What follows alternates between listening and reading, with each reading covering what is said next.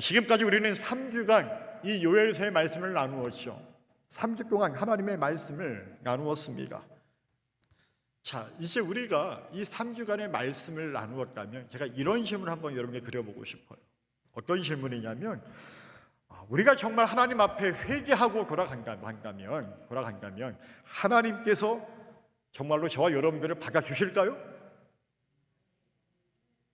할렐루야. 일부분가 조금 낮습니다. 다시 한번 물어볼게요. 우리가 정말로 회개하고 돌아가면 하나님께서 저와 여러분을 박아주시는 줄로 믿겠습니까? 할렐루야. 예, 박아주십니다. 여러분, 이런 확신이 우리에게 있어야 돼요. 내가 잠깐 한눈 팔아서 곁길로 빠졌다 하더라도 내가 회개하고 돌아가면 하나님은 반드시 박아주신다라고 하는 것입니다. 만약 박아주지 않는가? 그럼 뭐하러 우리가 하나님 믿습니까? 무슨 의미가 있겠어요? 근데 철저하게 회개해야 해요.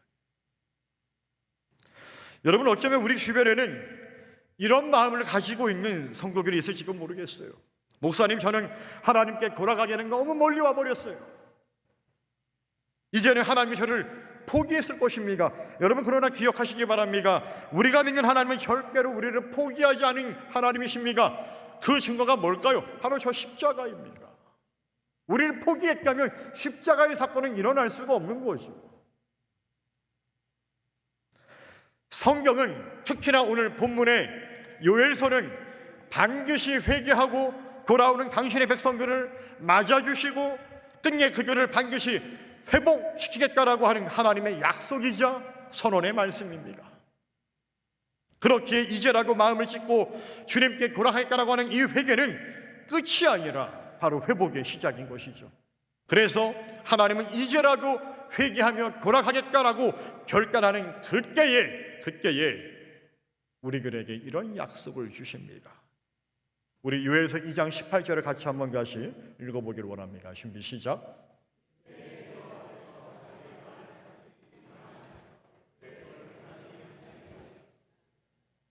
아멘.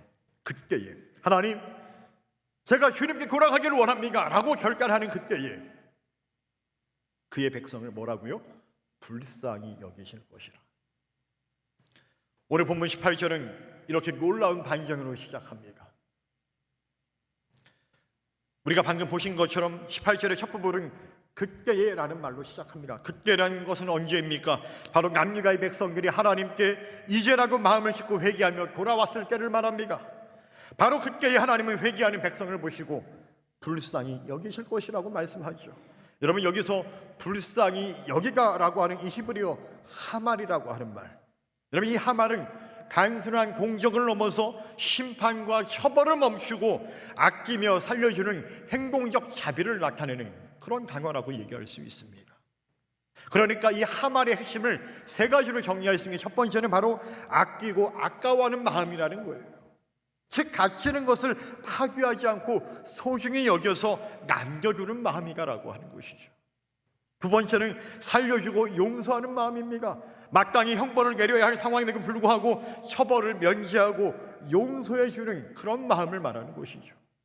세 번째는 바로 마음 아파하는 것입니다.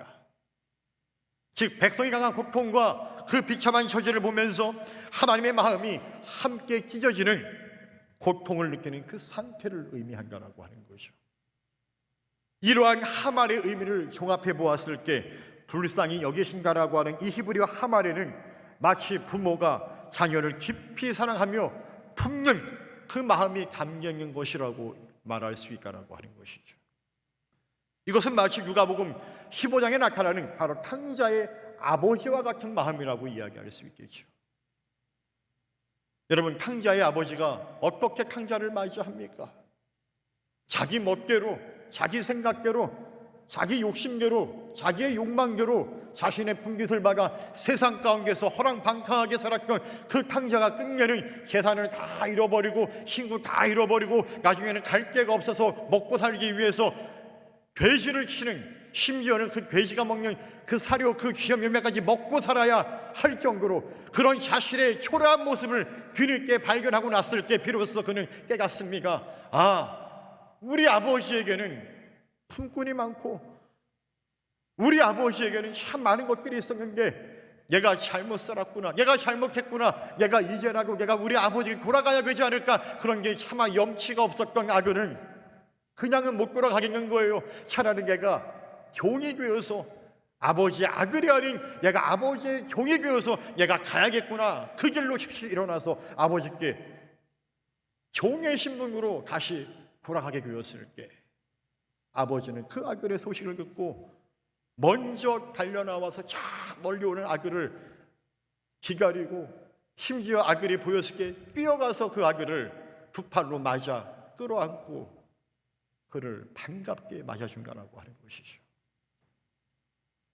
여러분, 누가복음 15장 20절을 보게 되면 그것을 이렇게 기록하고 있죠. 우리 같이 한번 말씀을 읽어볼까요? 준비 시작.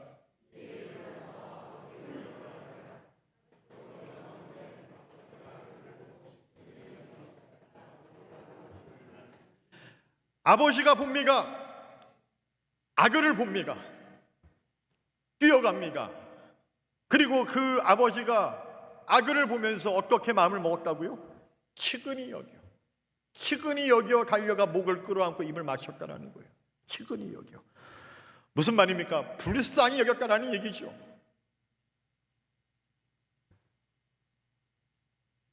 불쌍히 여긴 그 아들을 어떠한 변명도 듣지 않습니까? 너 그때 왜 그랬냐? 너 대체 어떻게 살았냐? 너 이게 뭐냐? 어떤 이야기도 묻지 않습니다. 그저 그냥 그 아들을 끌어안고 말없이 안아줍니다. 그리고 먼저 입을 맞춰주고 먼저 그 아들에게 새 옷을 입혀주고 먼저 잔치를 열어줍니다.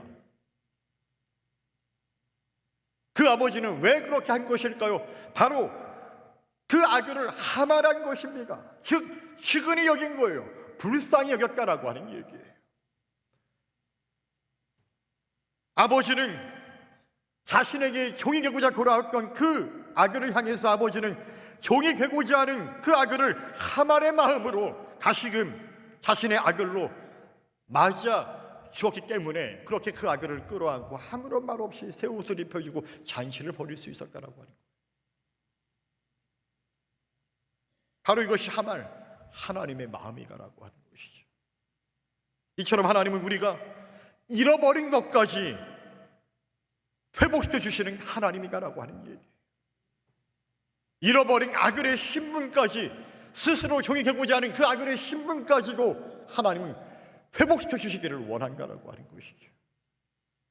그래서 요엘은 이러한 하나님의 은혜를 이렇게 증언합니다. 우리 다시 한번 요엘서 2장 25절을 같이 한번 읽어보도록 하겠습니다. 준비 시작.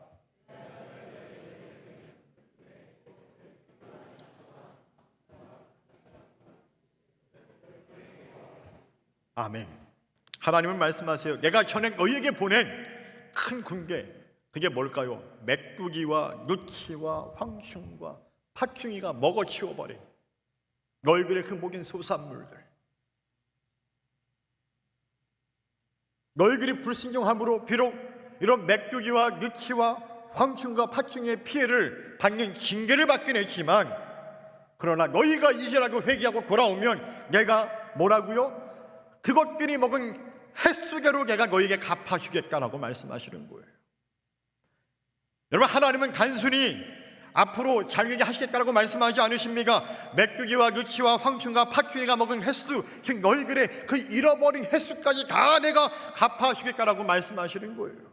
다시 말해서 메뚜기가 먹어버린 시간들, 우리의 삶의 눈물의 시간, 실패의 시간, 후회의 시간, 하나님은 그것조차도 다 헛되지 않게 하겠다라고 약속해 주시는 말씀이다라고 하는 거예요.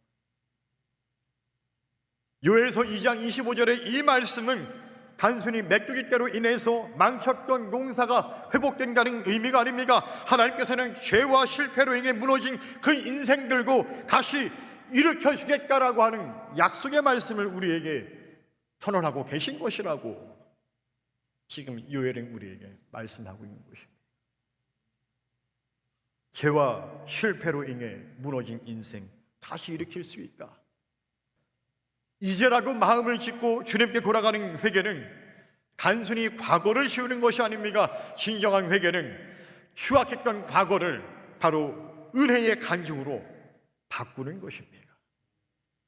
사랑하는 성도 여러분, 오늘 하나님은 너희가 잃어버린 횟수까지 갚아주겠다며 회복의 말씀을 우리에게 선포하고 계십니다. 하나님 앞에서 추악했던 우리의 과거를 회개하는 은혜가 있기를 주님의 이름으로 간절히 축원합니다. 오히려 전 6항과 같이 추악했던 내 삶의 과거가 은혜의 간증으로 바뀌어지는 놀라운 은혜가 있기를 주님의 이름으로 축원합니다.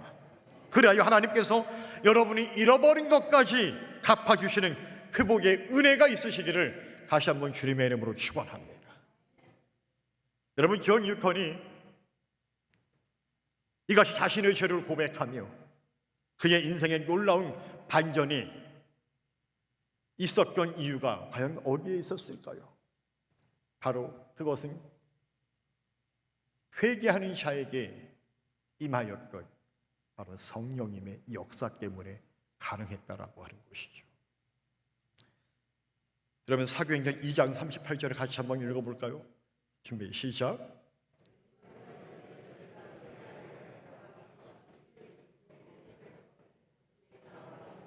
그리하면 성령의 선물을 받으리니. 아멘. 이제라도 회개하고 돌아오라. 그러면 하나님은 성령의 은혜를 주겠다는 거예요. 베드로가 말합니다.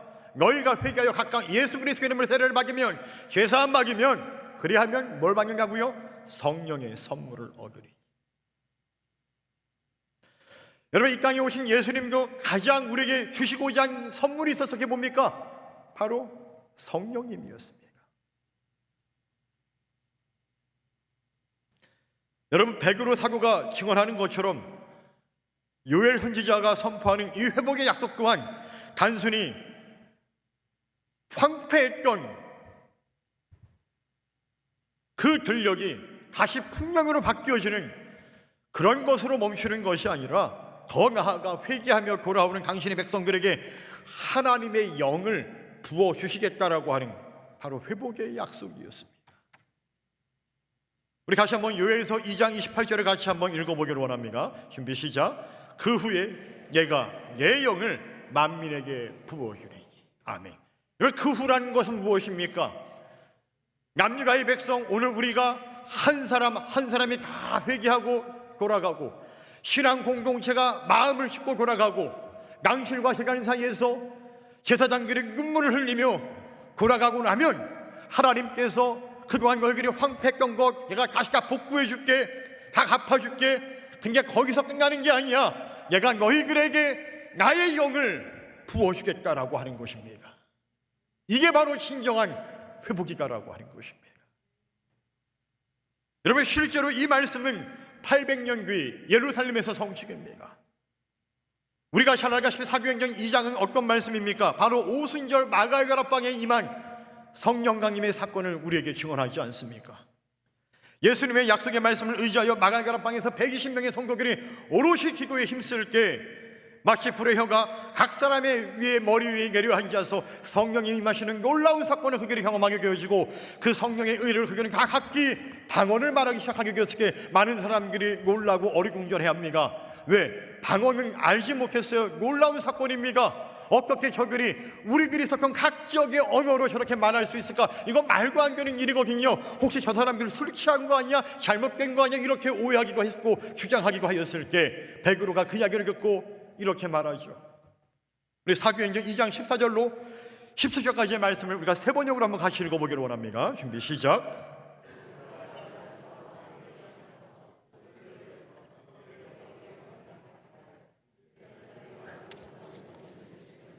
이것을 아시기 바랍니다. 내 말에 귀를 기울이십시오. 지금은 아침 9시입니다. 그러니 이 사람들은 여러분이 생각하듯이 술에 취한 것이 아닙니다. 이 일은 하나님께서 예언자 요엘을 시켜서 말씀하신 대로 된 것입니다. 하나님께서 말씀하신가?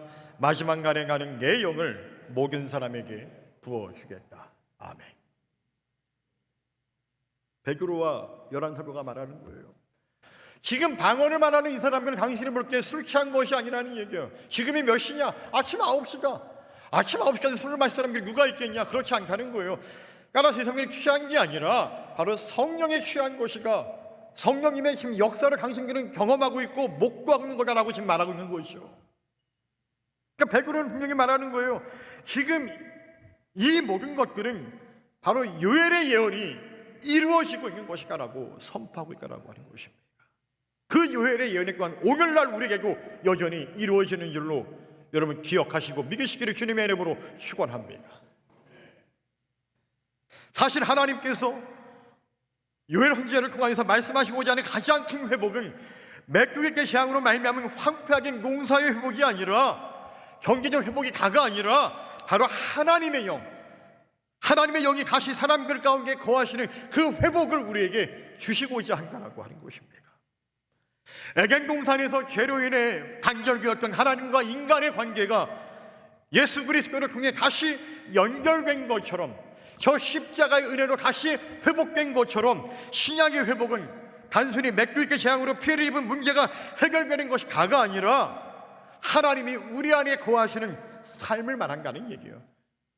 다시 말하면 오늘날 우리의 삶 가운데 우리의 이런저런 삶의 모습과 이런저런 고통과 어려움과 염려 때문에 우리가 힘들고 어려운 그 모든 문제로부터 그것이 회복되는 것이 다가 아니라 오히려 그 안에서 우리에게 하나님의 영을 우리에게 부어주기를 원하는 것, 그게 바로 하나님이 말하시는 신약이 말하는 회복의 역사가라고 하는 것입니다. 그리고 그 회복의 진정한 길은 바로 예수 그리스도의 십자가에서 시작된다라고 하는 것이죠.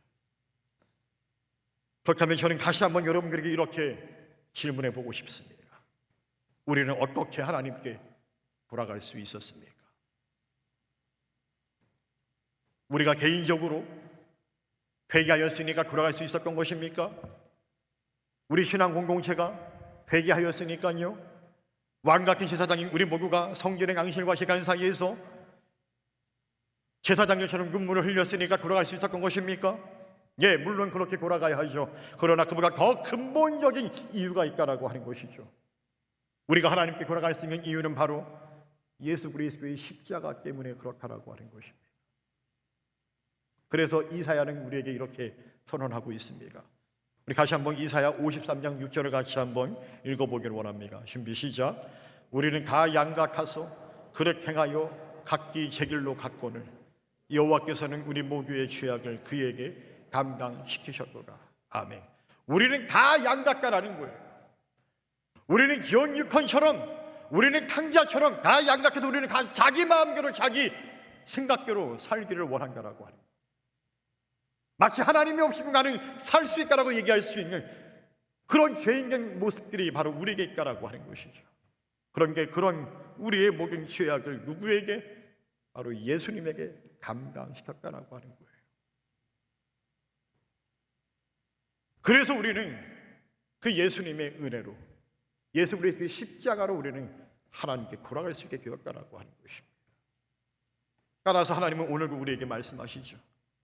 가장 큰 것을 우리를 위하여 내어주셨기 때문에 하나님은 우리를 향해서 하말의 마음으로 이제라도 돌아오라고 말씀하시고 있다라고 하는 것입니다. 여러분 기억하시기 바랍니다. 예수 그리스도의 십자가는 결코 죄인을 정죄하는 자리가 아니라 죄인이 돌아오는 길입니다. 예수 그리스도의 십자가는 실패한 사람을 밀어내는 것이 아니라 바로 탕자의 아버지처럼 잃어버린 아들을 품는 하나님의 품인 것입니다. 사랑하는 성도 여러분, 오늘 저와 여러분들이 무엇을 잃어버렸습니까? 처음 사랑을 잃으셨습니까? 기도의 눈물을 잃으셨습니까? 예배의 감격을 잃으셨습니까? 가정의 평화를 잃으셨습니까? 자녀를 잃으셨습니까? 가정 경제가 무너져 내렸습니까? 하나님은 오늘 우리에게 말씀하십니다. 내가 다 회복시켜 주겠다. 그런 게 한 가지 대전제가 있습니다. 너는 내게 돌아오겠느냐?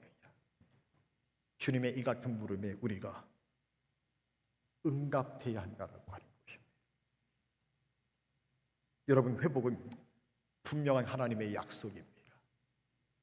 그러나 그 회복을 위하여 이제라도 우리가 마음을 짓고 회개하며 돌아오는 것은 우리의 결단이 필요한 일입니다. 그래서 감리교를 창시한 존 웨슬리 목사님이 이렇게 말씀하시죠.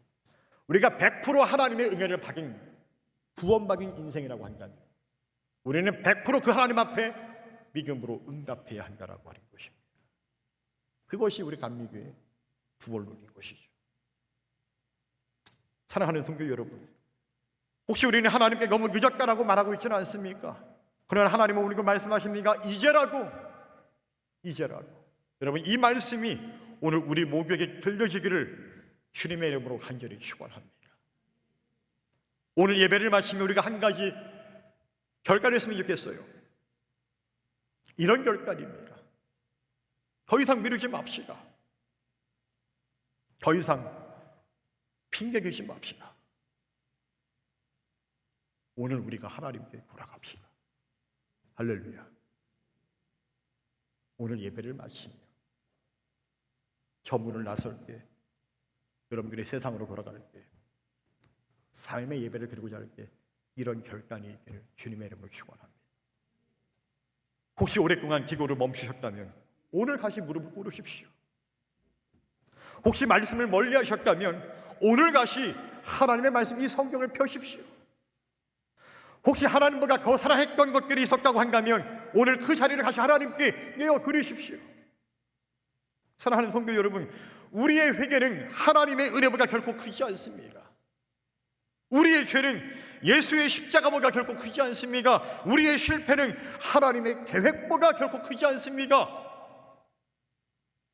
그러므로 오늘 우리가 십자가를 의지하여 담대히 하나님께 돌아갑시다. 하나님은 마음을 찢고 돌이켜 돌아오는 백성을 하나님의 마음으로 맞이해 주시고 반드시 회복시켜 주실 것입니다.